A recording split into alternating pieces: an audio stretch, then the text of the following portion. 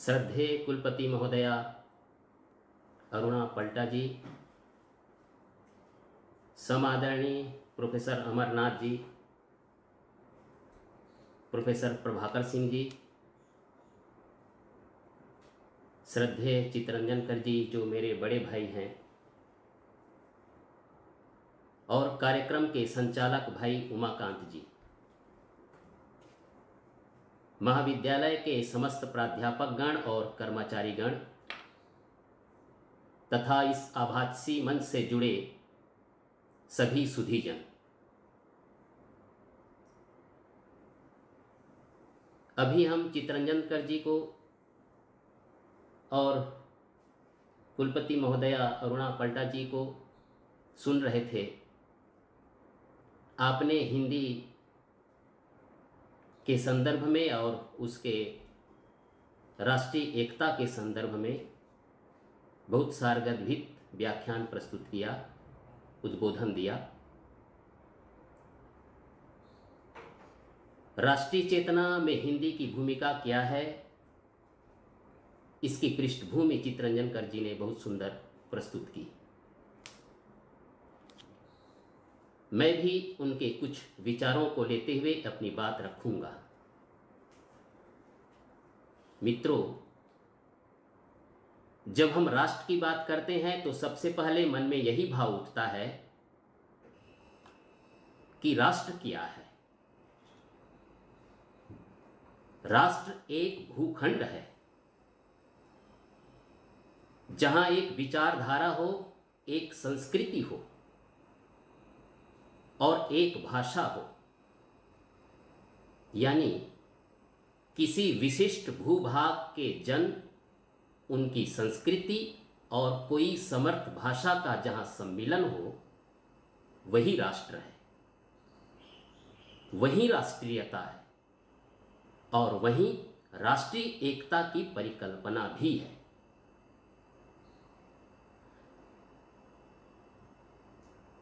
राष्ट्र की राष्ट्रीयता के निर्माण में या कहें कि राष्ट्रीय एकता में संस्कृति का बहुत महत्वपूर्ण योगदान होता है और संस्कृति के निर्माण में सभ्यता, इतिहास, धर्म, दर्शन, कला और परंपरा का। तो राष्ट्रीय एकता में निज सुख, निज स्वार्थ और निज हित के लिए कोई स्थान नहीं होता। इसमें स्वदेश प्रेम और जन कल्याण की भावना होती है। यह बहुत सुखद बात है कि देश में अनेक संस्कृतियों के होते हुए भी उन सबके मूल में एकता होती है और अनेकता में एकता रहने पर ही सांस्कृतिक एकता राष्ट्रीय एकता बन पाती है। भारतीय पुनर्जागरण के मूल में सांस्कृतिक आंदोलन ही था जिससे राष्ट्रीय भावना को बल मिला। हम जानते हैं कि हमारे यहां की सांस्कृतिक एकता राजनीतिक एकता से बहुत प्राचीन है। वैदिक ऋचा के ऋत्विज यज्ञ के प्रारंभ में ईड़ा सरस्वती मही तिस्रो देवीर्मयो भुवः कहकर 3 देवियों का आह्वान किया करते थे। ईड़ा सरस्वती मही, मही यानी भूमि, सरस्वती यानी भाषा या वाणी की देवी और ईड़ा यानी बौद्धिक संस्कृति। भूमि, भाषा और संस्कृति। देश की भूमि जन्मभूमि है। उसकी स्वतंत्रता और अखंडता राष्ट्रीयता के अनिवार्य अंग हैं और भाषा उस देश की एकता और संस्कृति के। इसका अर्थ यह हुआ कि राष्ट्र की अक्षुण्ण एक सूत्रता के लिए व्यापक रूप से स्वीकृत एक भाषा की अनिवार्यता होती है।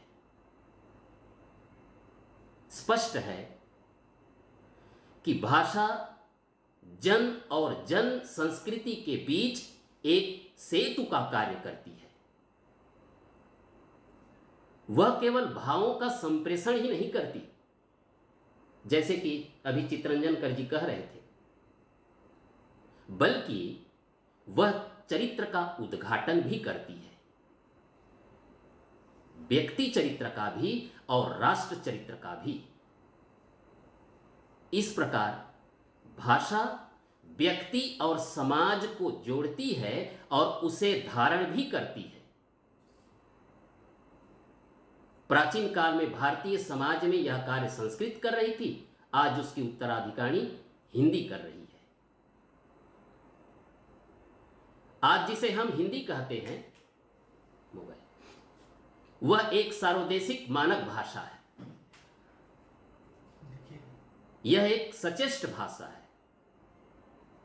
मेरी आवाज आ रही है उमाकांत जी? हेलो? हाँ जी। एक सचेष्ट भाषा है। यह अपनी संरचना और रूप निर्मिति की दृष्टि से तो उदार है ही, उसमें विभिन्न भूभागों की जन आकांक्षा और जन अभिव्यक्ति को संवहन करने की शक्ति भी है। चितरंजन जी इस बात को अच्छी तरह से समझते हैं कि भाषा वैज्ञानिक दृष्टि से यदि हम देखें तो हिंदी के 3 रूप हैं: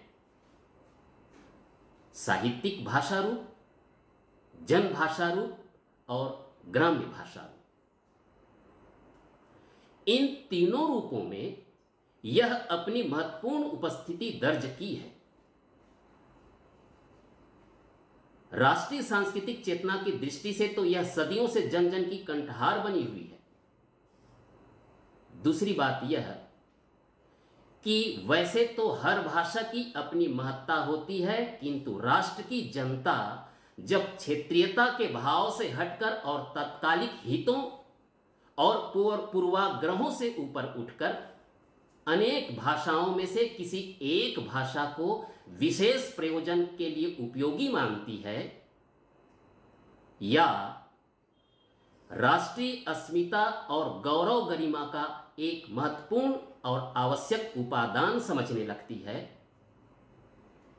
तो उन्हें उस भाषा से असीम संभावनाएं और अपेक्षाएं होती हैं।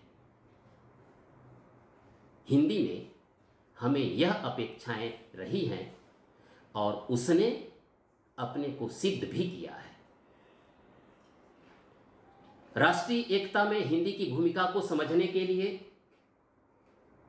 हमें प्राचीन और आधुनिक काल की धार्मिक, सांस्कृतिक, व्यापारिक और साहित्यिक परिस्थितियों पर विचार करना चाहिए। हम जानते हैं कि 8वीं शताब्दी में हुए धार्मिक सांस्कृतिक आंदोलन के परिणाम स्वरूप हिंदी का जन्म हुआ।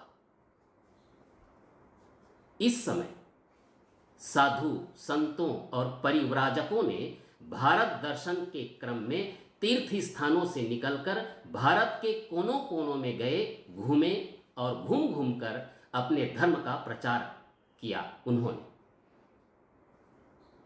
तब हिंदी देशीय भाषा थी, लेकिन देशीय भाषा होकर भी इसमें सर्वजन सुलभता और सर्वजन बोधगम्यता थी।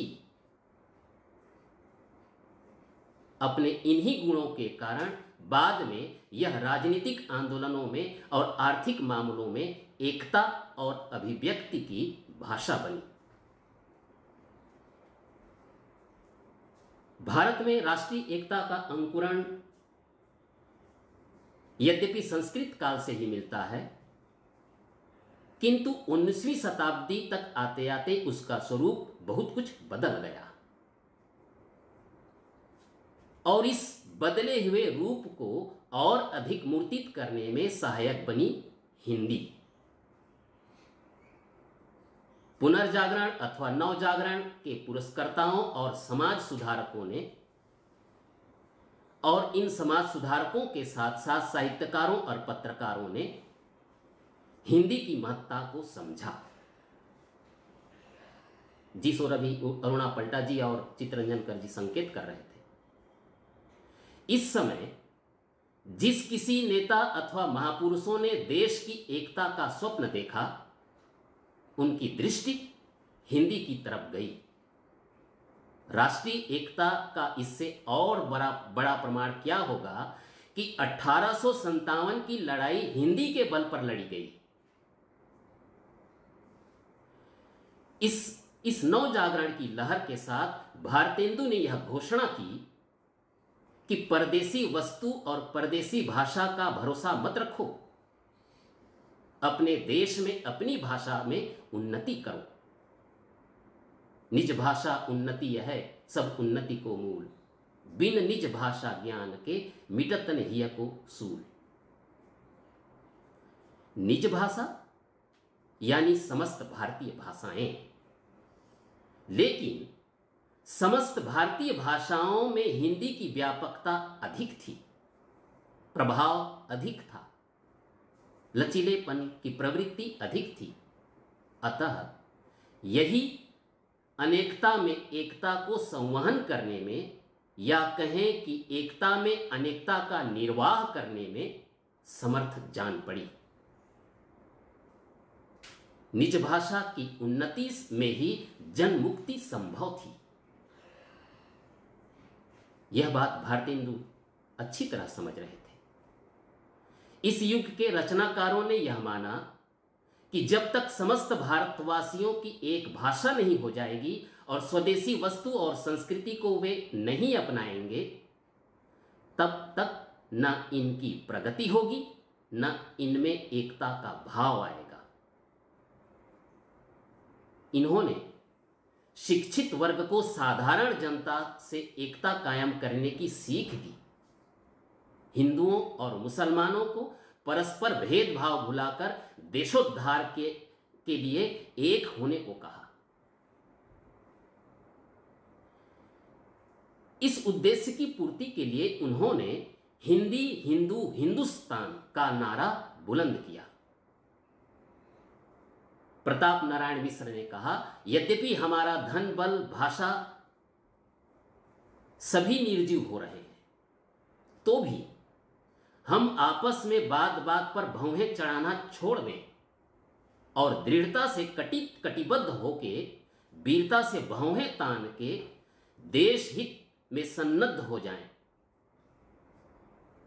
अपने धर्म का, अपनी भाषा का, अपने पूर्व पुरुषों के रोजगार और व्यवहार का आदर करें, तो परमेश्वर अवश्य हमारे उद्योग का फल हमें दें।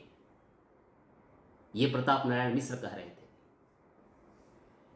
कवि वचन सुधा के मार्च 1883 के अंक में राधाचरण गोस्वामी ने लिखा, जमीन फट जाए और पश्चिमोत्तर देश की दुखिया प्रजा उसमें समा जाए, या गंगा यमुना दोनों नदियां उमड़कर इस देश को रसातल में पहुंचा दें, क्योंकि ऐसा अभागा देश जिसके अक्षर और भाषा भी उस देश की अदालत में न घुसने पावे, तो फिर धिक्कार है इस देश को, और धिक्कार है इस देश के वासियों को जो किसी को अपना मुंह दिखावे। ये राधाचरण गोस्वामी कह रहे थे। मित्रों, देशवासियों को कोसने का उद्देश्य उनका भर्त्सना करना नहीं था, बल्कि अपनी भाषा और राष्ट्र को समुन्नत करने के लिए प्रेरणा देना था। कहना ना होगा कि इनकी चिंता एकता और राष्ट्रीयता की थी। दूसरी बात कि इस समय हम पाश्चात्य सभ्यता और साहित्य के संपर्क में आए थे।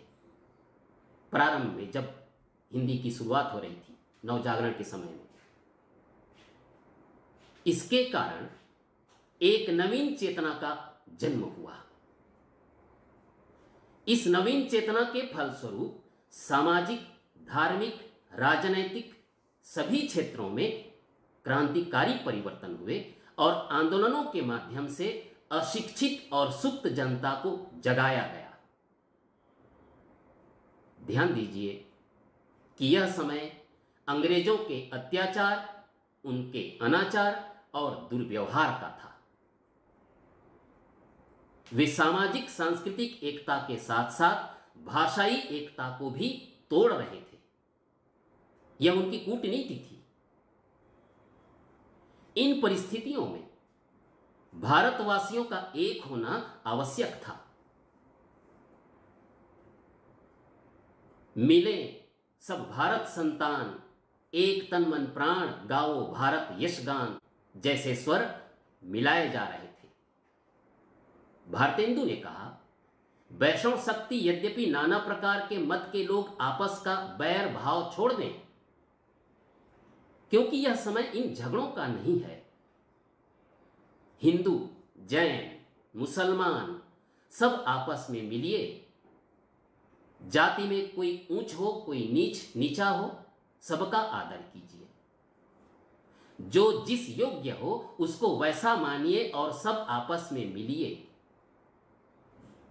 यह एकता का एक बड़ा प्रमाण है। इतना ही नहीं, उन्होंने हरिश्चंद्र मैगजीन के अप्रैल 1874 के अंक में एक पब्लिक ओपिनियन नामक लेख लिखा। इस लेख में उन्होंने एकता का संदेश देते हुए कहा कि धर्म और व्यवहार को एक ना मान 33 करोड़ मनुष्य, 33 करोड़ देवताओं को अलग अलग मानो, परंतु जहां त्योहारों का काम पड़े सब एक हो जाओ और जब अपने हित की बात आवे तब एक सी आवाज दो। प्रताप नारायण मिश्र ने उन्नति की धूम नामक निबंध लिखा और उसमें उन्होंने कहा कि यह प्रण कर लीजिए कि चाहे जैसी हानि हो, जो कष्ट हो, जो चिंता, कोई चिंता नहीं, कोई चिंता की बात नहीं, सर्वस्व जाता रहे, कठिन से कठिन नरक यातना सहनी पड़े, परंतु अपने हिंद और हिंदी से हम दो बातें कह के हारे हैं कि तुम हमारे हो और हम तुम्हारे हैं। एकता भाव का ऐसा मिसाल और कहां मिलेगा। मित्रों, ये राष्ट्र के सच्चे हितैषी थे, राष्ट्र का उत्थान चाहते थे। प्राचीन संस्कृति के आधार पर समाज को सुधारने और पराधीनता से मुक्ति दिलाने और राष्ट्रीय एकता जगाने का इन्होंने भरपूर प्रयास किया। इसलिए इनकी दृष्टि उस ओर भी गई जो समाज के लिए सबसे खतरनाक और घातक चीजें थी, और वह था बाल विवाह, अनमेल विवाह, मद्यपान, विदेशी अंधानुकरण, क्लेश, कलह। ये सब के सब राष्ट्रीय जीवन में बाधक थे। इसे इन्होंने अच्छी तरह समझा था। इस कलह विरोध सबन के ही घर करी है, वीरता एकता ममता दूर सिघरी है। ये भारतेंदु की बातें हैं। एक तरफ समाज में तमाम तरह की विसंगतियां थीं, तो दूसरी तरफ पराधीनता का बोझ, वहीं एकता का संकट भी गहराता जा रहा था।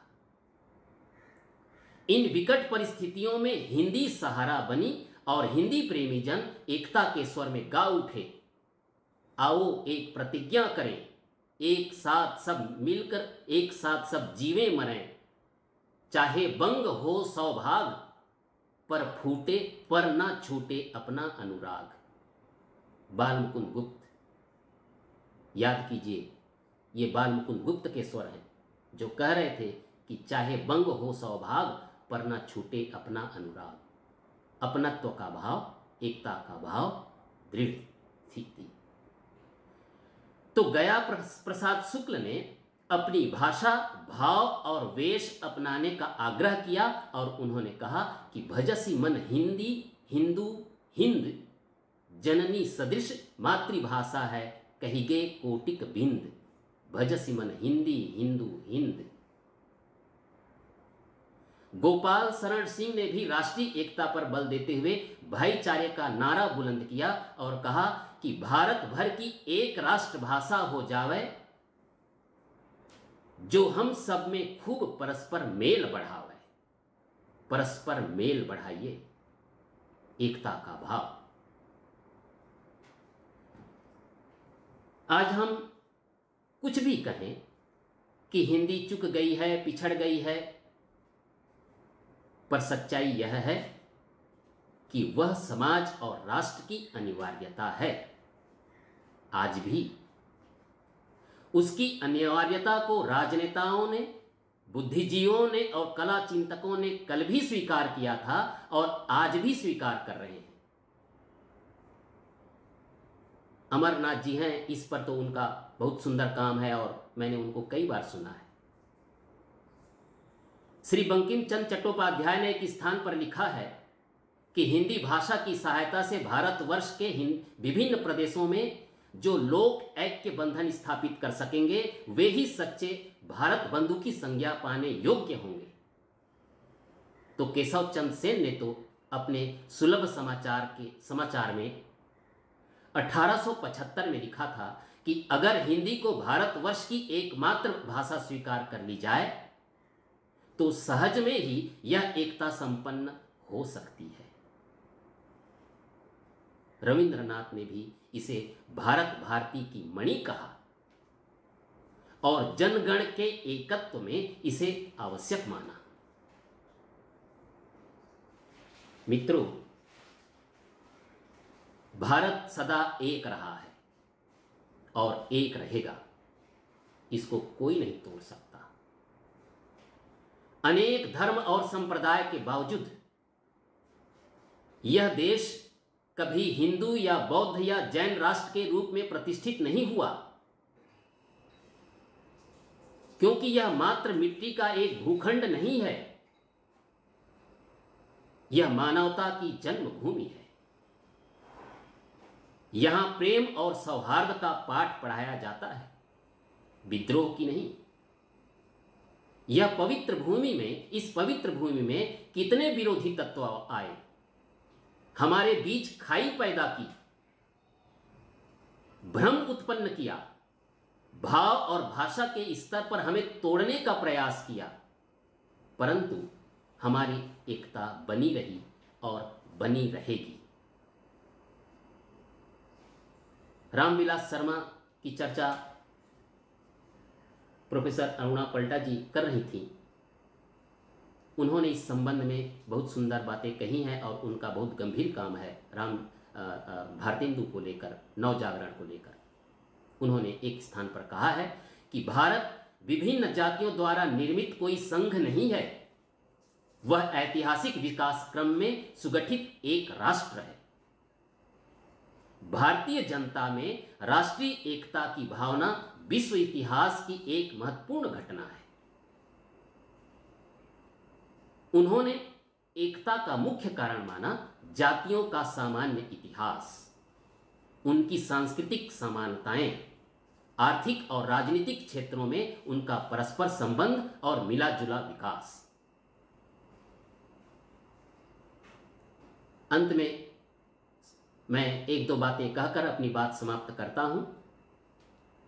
15 अगस्त 1947 को हमें आजादी मिली, लेकिन इसके पूर्व ही भारत में एक राष्ट्र की कल्पना उद्भूत हो चुकी थी, जिसके प्रमाण ब्रह्म समाज, प्रार्थना समाज जैसी सांस्कृतिक संस्थाओं से और उससे पूर्व भी मिल जाते हैं, जिसकी चर्चा अभी मैं कर रहा था। लेकिन बाद में जो स्वतंत्रता प्राप्ति के आंदोलन हुए, उसमें बलिदानी सर पर कफन बांधकर हिंदी में रचित राष्ट्रीय गीतों को गाते हुए टोलियां बनाकर निकलते थे। उन्होंने भी हिंदी की महत्ता और अखंडता को समझा और स्वीकार किया।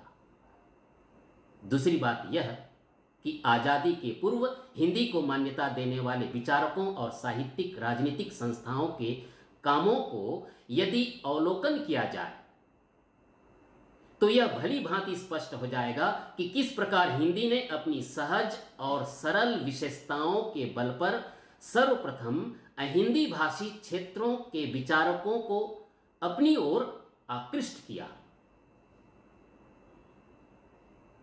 उनकी ओर से कहा गया कि भाषा भेद से देश की एकता में बाधा नहीं पड़ेगी। सब लोग अपनी मातृभाषा की रक्षा करते हुए हिंदी को साधारण भाषा के रूप में अपनाकर इस भेद को नष्ट कर देंगे। स्पष्ट है कि किसी भी देश की राष्ट्रीय चेतना में उन्नति में भाषा की महत्वपूर्ण भूमिका होती है। उसमें अपना परिवेश समाहित होता है, वह अपने समय की अनुगूंज होती है, अपने समय के तेज और विवेक को वह ग्रहण करती है। हिंदी में यह गुण विद्यमान है। राष्ट्रीय अस्मिता और एकता के संदर्भ में इसकी भूमिका असंदिग्ध है। एक विशेष बात मैं कहना चाहता हूं कि भाषाई दृष्टि से या क्षेत्रीयता के आधार पर हम हिंदी की बोलियों को उससे पृथक ना करें, ना किया जाना चाहिए, क्योंकि इससे बोलियां कमजोर हो जाएंगी और हिंदी भी कमजोर होगी। और हिंदी के कमजोर होने से, बोलियों के कमजोर होने से राष्ट्र भी कमजोर हो जाएगा। चित्तरंजन जी अभी यही बात तो कर रहे थे। इससे हमें बचना होगा। हम भाषा के खींचातानी में ना पड़े और हिंदी को मजबूत करें। आप लोगों ने मुझे धैर्यपूर्वक सुना, इसके लिए मैं धन्यवाद देता हूं। विशेष रूप से उमाकांत जी को, उन्होंने इस कार्यक्रम के माध्यम से अपने अतीत और वर्तमान को समझने का अवसर प्रदान किया। धन्यवाद।